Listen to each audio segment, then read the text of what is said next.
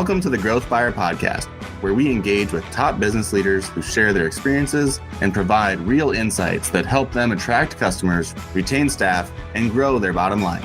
Now, let's get started with the show.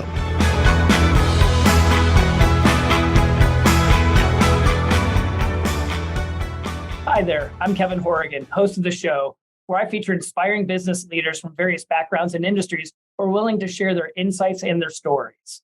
Our podcast is brought to you today by Spinutech. Spinutech is a digital advertising agency with over 160 team members who help their clients attract new customers, grow existing clients, and ultimately lead to those companies' growth in revenue and success. Our guest today is Mary Harris. Mary is the Vice President of Marketing for SRS Real Estate Company, where she leads marketing strategies focused on refreshing the company's brand and provides guidance on corporate and field-level marketing initiatives. Prior to her many years in commercial real estate, Mary served as the head of marketing for BankUnited, where she was responsible for the bank's corporate communications, advertising, and public relations. Mary, welcome to the Growth Buyer Podcast. Thank you for having me. Yeah, absolutely. So Mary, certainly I think our guests are going to want to know a little bit more about yourself. Can you tell us maybe where you grew up, what you went to school for, maybe what you thought your first career might be, and tell us a little bit more about Mary Harris, please. Sure. I grew up in Northern Virginia, just about 20 minutes outside of DC. And I always thought I was going to be a sports broadcaster. I'm a big sports fan, and I majored in communications. So that's the path I was going on. But somewhere along the line, I transitioned into public relations. Oh, that's great. That's great. So sports podcast, the sports broadcaster, that's really good. That's cool. So Mary, why did you not become a sports broadcaster? What happened? I realized that in the media, you start in a very small media market and work your way up. And I wanted to bypass that and go straight into the corporate setting. And so what was your first job? My first job was working for a design firm in Washington, D.C. As the marketing assistant, and just kind of worked my way up through there over the years, and been really blessed to be at the right place at the right time. Yeah, that's great. And how long did you stay in that company or in that role? I always view you as somebody who, Mary, you always challenge yourself. You challenge the status quo. You never seem to be comfortable with the bar you set. And so I can imagine that job probably where you weren't there very long and you saw some new opportunities. Can you tell us a little bit more about your career growth? Sure. Well, that was early on. I was working through college at that time, but I really wanted to get real life experience while I was going to school to kind of give myself a competitive edge. And I don't know if I would have done that again because I think you get burned out after a time, but that's the path I chose. And I was fortunate. So worked for a couple of design firms actually, and then started with a bank, a small bank at the time. They didn't have a marketing department. I was their first marketing person, and was able to hire a team and kind of help them grow and ultimately get sold. And then I went to Neiman Marcus to do public relations, which I learned a lot from working in couture. And then I had this big idea to start my own company. So everybody wants to do that, but not very many people have the business and the business acumen to take it forward. So I kind of created an honorary board of directors because I knew marketing and PR, but I didn't always know how to run every aspect of the business. So throughout my career and hopefully throughout my personal life, I've always tried to surround myself with people that are way smarter than me. Yeah. So that I can learn from them. Right. I think that's kind of my mission is to keep learning and keep growing. Yeah, absolutely. So you worked for a couple of companies, Neiman Marcus, amazing brand, all that stuff, but you decided to become an entrepreneur. What type of a company did you decide to create? Well, everybody has a marketing shop, right? Pretty much. Right. And so I wanted to have a little bit of a different angle with it. And so I was focused very much on personal branding. So I did a lot of corporate sales training for large teams that wanted to differentiate themselves or kind of shortcut their lead generation a little bit.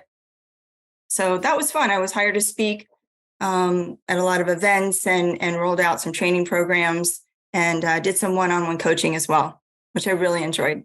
Yeah, that sounds great. And so you went into business for yourself, kind of as a coach and things of that nature, found yourself presenting at conferences, doing corporate presentations and doing some one-on-one coaching is what you did. I know you told me that part of your success is hanging around some successful people, but I know you've mentioned in the past too that networking has been an area of which helped you grow your business. Can you talk about how you network and how that's helped you continue to grow that business at that time? Sure. And I think even my networking strategy has changed over the years. I think when you're just getting started, you want to meet every single person and tell them about yourself.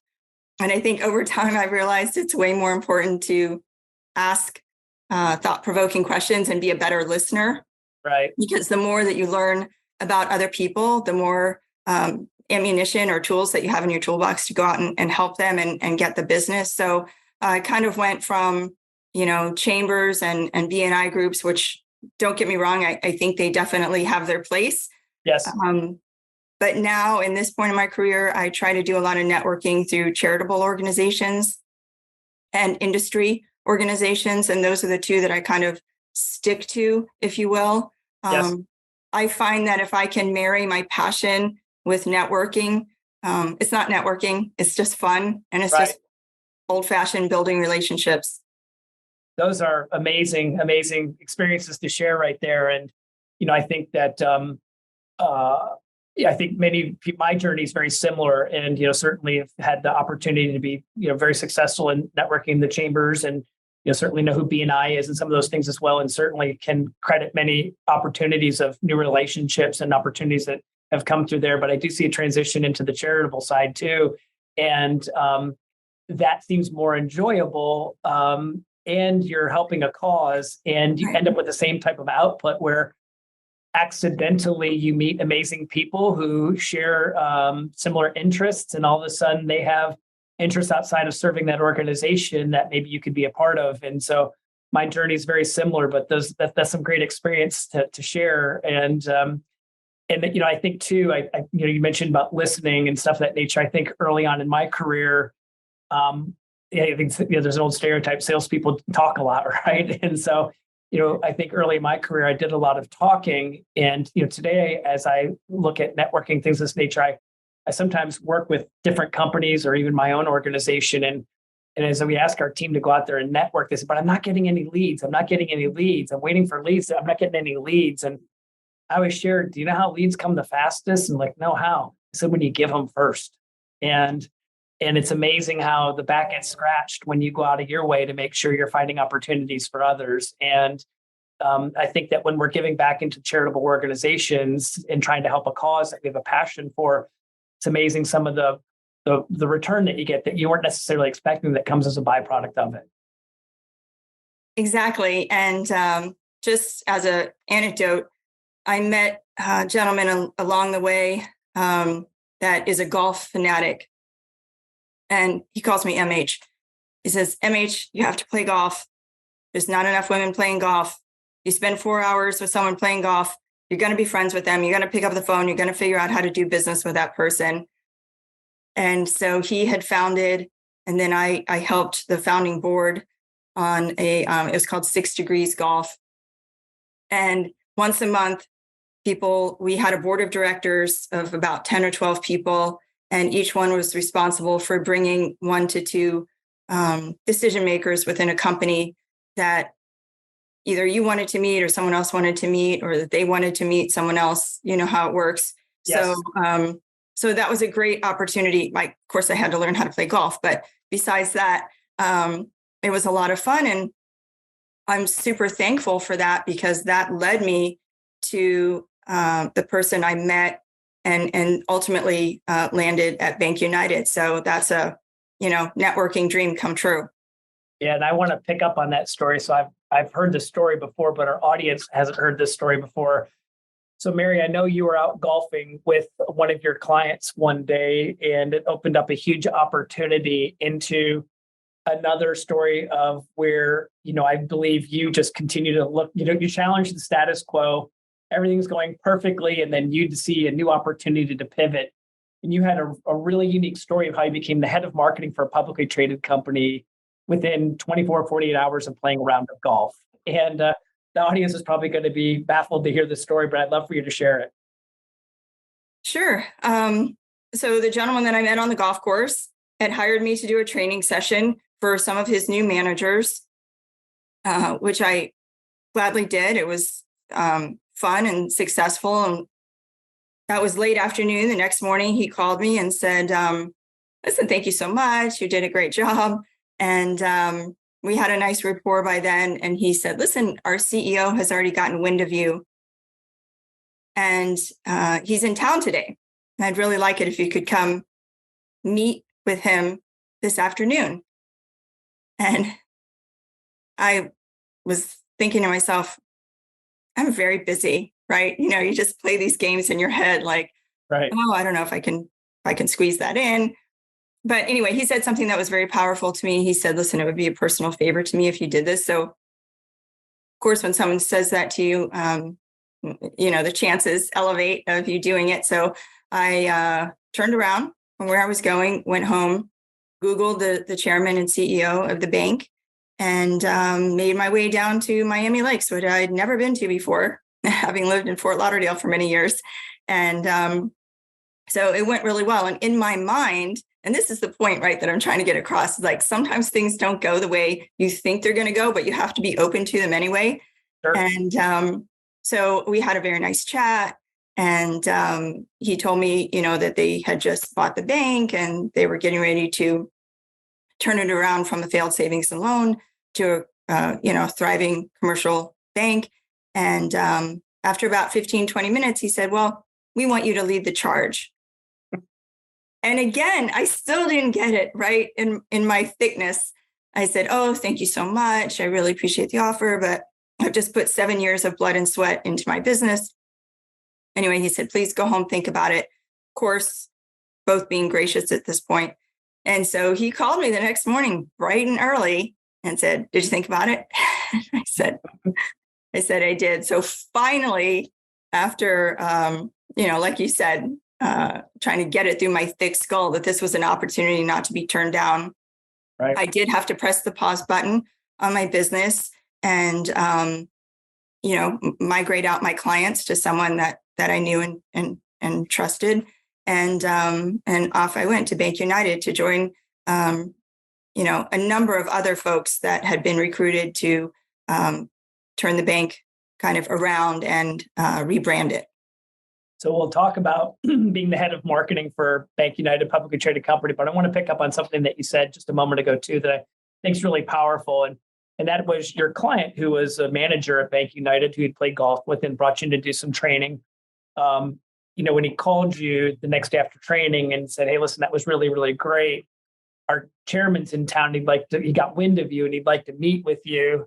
And then he used the phrase, it'd be a personal favor to me if you'd consider this. And you mentioned like how that really changed the landscape of your decision making by using the phrase to be a personal favor. And I think those are powerful words for people to be able to absorb if you really want to let someone know that this is an extra special request. Leveraging the phrase personal favor may influence someone's decision making to what probably would have been a negative response to maybe giving it some reconsideration. And obviously, in your mindset, and you call it thick skull, I think I'd have the same skull you had. I've got an agenda already set for the day. I live by the phrase, plan your work your plan. That's not in my plan today, right? So I would have had the same thought process. And then to be able to go take that meeting that afternoon to a company you don't have that much exposure to, and to a neighborhood you've never been to before, to meet a chairman who's very impressive. I met John myself, very impressive. They made a job offer, within 15, 20 minutes of a consideration you never had until just that moment. That's a lot to process in a very short period of time. But then again, they like not challenging the status quo. Like you saw this as an opportunity and you had 7 years of blood, sweat, and tears in your own business. And you saw this as a great opportunity. And so, there's an old saying, don't judge a book by the cover. And you certainly could have easily just said, I'm busy. I'm 7 years deep into this career, but you listened and you slept on it and you decided to make a pivot. So let's talk about the head of marketing for a publicly traded bank. That's a lot of responsibility. what was your primary focus as taking over this new bank that's coming off of a not working savings and loan into a successful commercial bank? There's got to be a lot of transition that took place, and what the expectations were there. New ownership, new team. What were you brought in for? What was the initial challenge? There were so many challenges in the beginning, and we were running in lots of different directions. It was a very intense time because, put yourself in the shoes of the employees of the bank that just went under and got purchased. So there was a lot of cultural change that had to take place. And so that was a very heavy lift to ultimately let go of maybe 500 people and hire 700 more to go in a different direction. And there were many others that chose to stay and were able to, make the transition in their mind and go forward, and were very successful. But, the saying about having the right people in the right seat on the bus, we really did live by that. So we, that was kind of step one, right? Was getting the right people, and then training them to the BankUnited way, if you will. But we also came out with an award-winning advertising campaign to let the local markets know that even though we had kept the name BankUnited, we were very much a different bank. And remember what was going on at that time, right? What was relevant in 2011? The banks were still, they had just gotten their hands slapped from the mortgage debacle, et cetera. So we were kind of making fun of ourselves a little bit as an industry, but also going forward as a business bank and catering to the businesses who were, getting back to hopefully where they were, if not more so. Thriving a little bit better. Right. And so you kind of re-identified the brand of the bank, reposition the bank, that to your internal team and into the external marketplaces. How did all of that work? And how did you see the rebound? And what do you think was successful in seeing this company go from going the wrong way into retransitioning and going into the right direction? Well, I was able to hire a marketing team. There were a few people there that made the transition, and others I was able to hire. My job was to get us in the news and in the media, and be seen as a thought leader. Yep.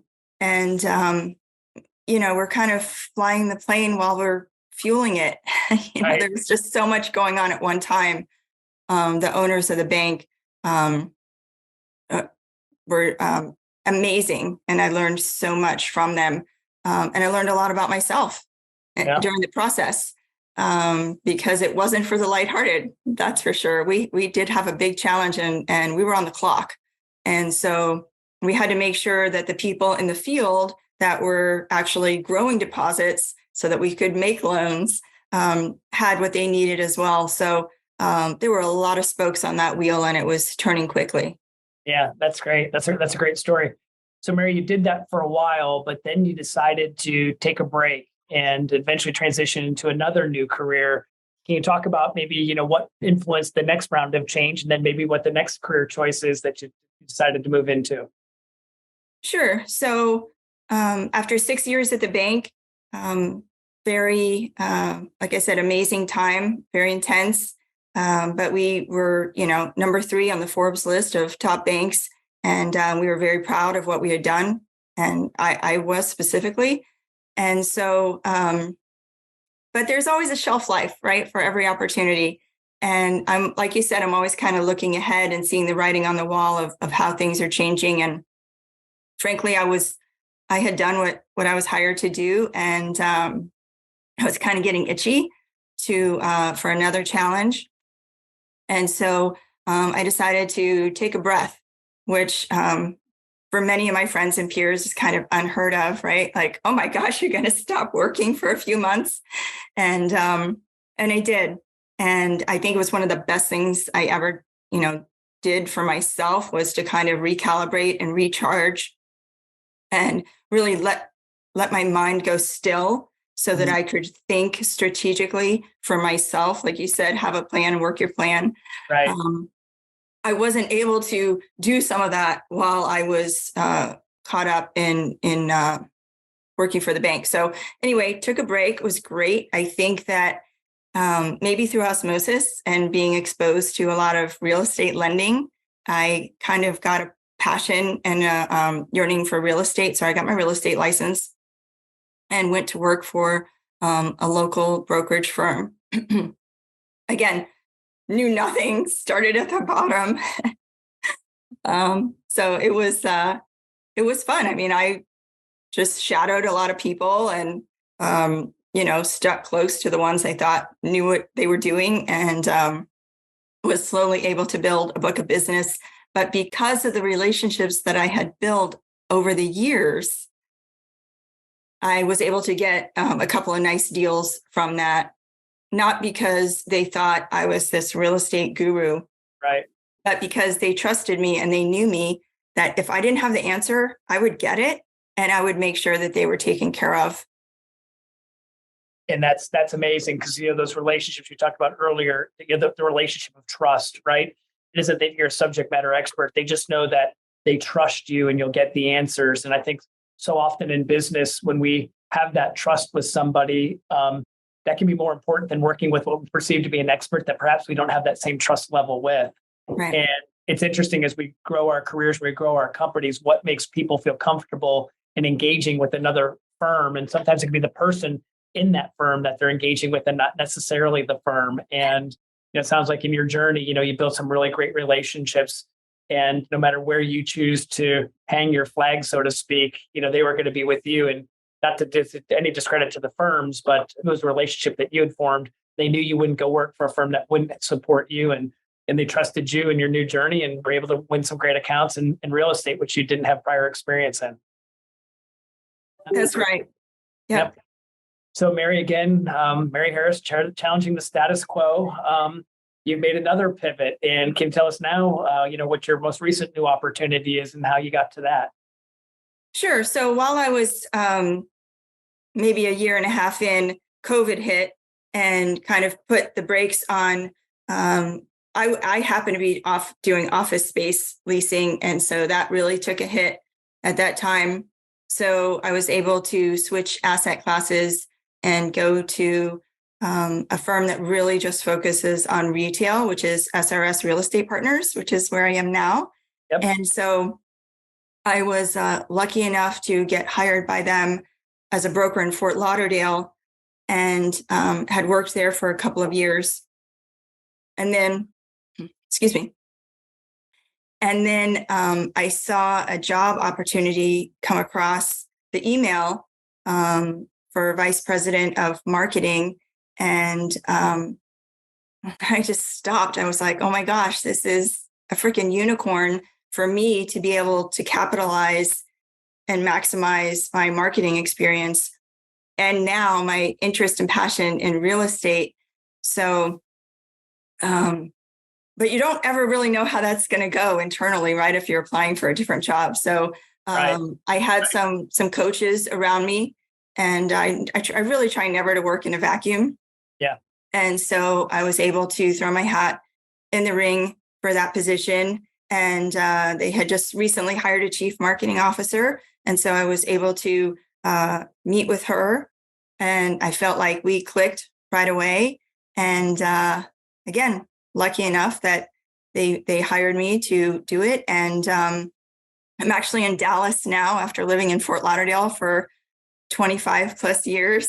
So it's quite a change, very different. Again, starting over. I know one person here, but the opportunity trumps that, in that what we're able to do and what we have our sights on for building and doing a brand refresh for this amazing company. And to your earlier point, it's always about the people, right? Yeah. I'll take the people over the expertise every day. And in this case, I'm lucky enough to be working with both great people that are really, really well-versed in their industry. Well, and you brought up, the unicorn comment, about your background in marketing and then the commercial real estate side. you have that unique experience. Being a commercial real estate broker can be you have a big network in that, it can be a little bit lonely. You're kind of in business for yourself to some degree. And so having the opportunity to work for a great company and have the marketing experience, but from the broker's perspective too, what an amazing opportunity. And there aren't too many quote unquote unicorns who have that background to really be able to look at it from both perspectives to probably create, a better outcome for what the company's goals are, but also from the perspective of how a broker sees it too. And that does seem like a unicorn opportunity and a huge advantage for SRS Real Estate Partners to be successful, because those two different insights, seem like it's a magic fit. And there aren't too many of those unicorns that exist out there. So sounds like a great role for you and for the company. Thank you. I'm super excited about it. Yeah. So Mary, I have two more questions for you. You've brought this up a couple of times. You say you like to surround yourself with amazing people, and you don't like to work in a vacuum and things of that nature. Can you tell me, have you ever had any mentors in your life? And if so, tell us a little bit about that mentorship experience. Well, first of all, I don't think I'd be where I am without my mentors. And, some of that, for me at least, and I think it's different for each person, some of it has happened organically and some of it has happened intentionally, where I see someone, I see the work they're doing, and I want to get to know that person. And some of it has just been luck of the draw, who you get to work with or who your neighbor is, et cetera. And so I've been very, very blessed in that regard. But I think you have to work it, right? It doesn't just, someone just doesn't come up to you and say, "Oh, Kevin, how can I help you in your career?" Right? I think you have to ask for help. And I've never been shy about asking. And so I think if someone sees that you're intentional about growing and learning and willing to put the time and work in, usually they're willing to help you. And that's been the case for me. And I've been very grateful. And I think, as we go through our careers too, it's about giving back a little bit. And some of those people, maybe they've been taught that and they just feel that way. And I know you've been, described how it's been very helpful for you, but, I think you've transitioned a little bit too. You now give back a little bit. And I know one of the charities that you have a passion for is Big Brothers and Big Sisters, and providing mentorship. You've had a little sister and all that stuff too. So I view you as someone to respect. You not only walk the talk, but you're reciprocating on the other side too. Can you talk a little bit about that journey? Sure. And thank you for bringing up Big Sisters, Big Brothers, Big Sisters. That is close to my heart. But there's a lot of other ways to mentor. I was a mentor with Women of Tomorrow, and the South Florida Business Journal has a program, probably Tampa Business Journal does too, and around the country. There's just many, many opportunities if you are hungry enough or thirsty enough. And I feel so strongly that, like you said, people have given me their time and insights and advice that now maybe I can give back to them. So that is one of my missions, is to do that the best and most often that I can. I think that's invaluable. Listen, if I can help shortcut somebody, I'm going to, because time is is the only thing that we really have. Right. And so if you can learn from something that I've done or haven't done the right way, then happy to pass that on. Yeah, no, that's great. And that's going to tee up my last question. So I know mentorship is one way that you get a lot of opportunities to learn and grow, but can you share with the audience any other places that give you inspiration that may be helpful for them in their own journey? Sure. Again, most of it's personal, right? Which I think is different for each person. I do try to do a lot of volunteering because, to your point, helping others makes me feel better than, helping myself. Yes. I think, I'm very passionate about animals, specifically dogs, but also children and the elderly population, people who don't have as much of a voice, right? That we have to be the voice for them. Yep. But I also think just self-care is important. And I think luckily that's becoming more of a topic now, whereas, maybe 20 years ago, it was a little taboo, like, we don't care about you, just work around the clock. Right. And so now I think a lot of companies, including SRS, does believe in work-life balance, and everybody has to figure out what that means to them. But for me, you have to take care of yourself. You have to exercise and eat right. And we all know that, right? But how do we all do it? Right. I'm an avid walker, so I try to walk a lot. And during those walks is when I talk to myself. Yeah. Okay, I do talk to myself at other points during the day, but that's when I have my really, strategic conversations is during that time, kind of my head clearing time. Yeah. Do you walk to music, or do you just let your brain just talk to yourself? I usually prefer quiet. I try to be outside as much as possible. So obviously there's some noises around you, but I really that's my time to let my brain go in the direction that it needs to go so that I can work through whatever it is that's rumbling around up there. No, I try to run a few times a week, but I'd never run to music. I use that as the same reflection time. I just want to absorb nature and let my mind go where it wants to, and soak up the exercise and the fresh air, and let my mind, have self-reflection too. And I can see running to music, and sometimes the beat can change your pace and some of that type of stuff, but it doesn't give you that opportunity for that self-reflection time. So I completely understand what you're saying. Mary, thank you so much for being a guest. We've been talking to Mary Harris, who's the Vice President of Marketing for SRS Real Estate Partners.